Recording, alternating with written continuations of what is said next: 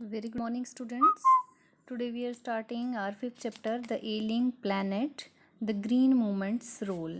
Ailing means जैसे आप ailing word जो है that stand for कि कोई बीमार है, कोई किसी की हालत जो है वो सही नहीं है, कोई ना कोई उसको प्रॉब्लम चली हुई है, तो इसी के ऊपर बेस्ड है आपका ये चैप्टर। एलिंग प्लेनेट जो है ये हमारी अर्थ के बारे में इस चैप्टर में डिस्कस हुआ है कि अर्थ जो है वो उसकी हालत जो है वो ख़राब है। एलिंग प्लेनेट बहुत ही मतलब मीजरेबल कंडीशन इस अर्थ की है। और इसमें ग्रीन मूवमेंट का क्या रोल है? ग्रीन मूवमेंट की इस अर्थ को फिर से हरा भरा करने के लिए एक मूवमेंट शुरू हुई थी 1972 में, इसकी बिगनिंग हुई थी। तो उसका क्या रोल रहा है और किस तरह से इस अर्थ को हमें सेव करना है। तो in this chapter the writer underlines the damage man has done to the planet on which he lives.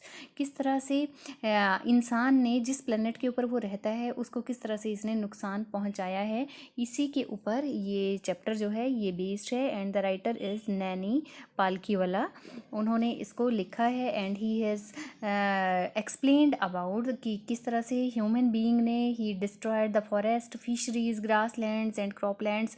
हर चीज़ उसने, जंगल बर्बाद कर दिए उसने, समंदर की फिशरीज जो है वो ख़त्म हो गई, ग्रास लैंड्स ख़त्म हो गई, फसलें ख़राब हो गई।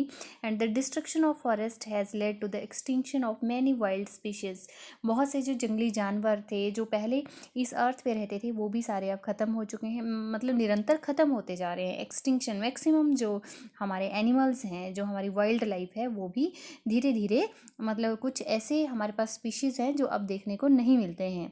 The main factor responsible for this has been the role of fast growing population of the world, and that is the main root cause of all the problems. जितनी भी प्रॉब्लम्स अर्थ के ऊपर चल रही हैं उसका जो बेसिक रूट कॉज है that is the over population of the world. More children does not mean more work.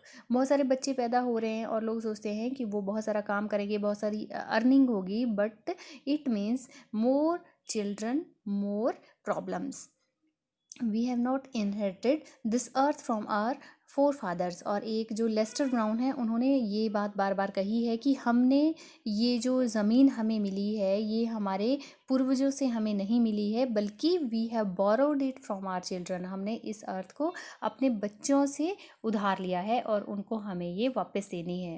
तो ये जो अब आप इसमें देख रहे हैं क्या क्या इसमें फैक्टर हैं जिन्होंने इस अर्थ को स्पॉइल किया है। जैसे इंडस्ट्रियलाइजेशन है, उसकी वजह से ओजोन की डिप्लीशन हो रही है, ग्लोबल वार्मिंग हो रही है, और पॉपुलेशन ग्रोथ है, एनवायरनमेंट पॉल्यूशन है, और रिसोर्सेज जो हैं उनकी डिप्लीशन मीन्स वो कम होती जा रही है।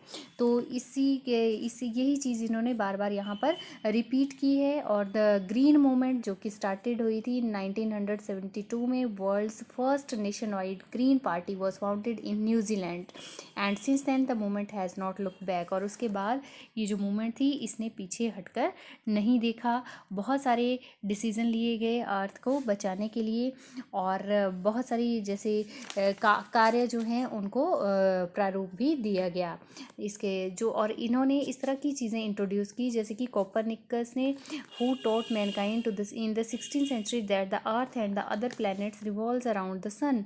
जिस तरह से कोपरनिकस ने कहा था 16th सेंचुरी में ये बताया था कि अर्थ और दूसरे प्लैनेट जो हैं वो सन के अराउंड घूमते हैं। इससे पहले लोग सोचते थे कि सन घूमता है, लेकिन उन्होंने बताया था कि जितने भी ये प्लैनेट्स हैं ये सारे सन के अराउंड जो हैं वो चक्कर लगाते हैं। तो ये एक नई चीज़ थी। उसी तरह से ग्रीन पार्टी जो थी, जब इन्होंने ये शुरुआत की कि हमें अर्थ को प्रोटेक्ट करना है, अर्थ जो है वो डिटीरियोरेट हो रही है, तो that was also like that एक नई जो एक रिसर्च हुई थी, नई जो एक कार्य प्रणाली जो थी वो शुरू हुई थी इसको अर्थ की प्रोटेक्शन के लिए, तो उसकी शुरुआत हुई थी।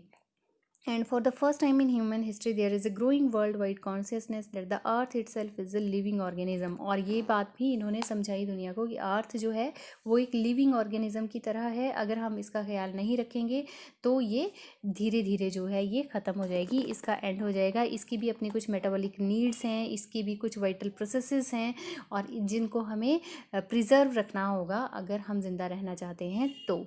तो the earth vital science reveals a patient in declining health. लेकिन आज अगर हम अर्थ को देखते हैं तो ऐसा लगता है कि इसकी हेल्थ जो है वो बिल्कुल ख़राब है।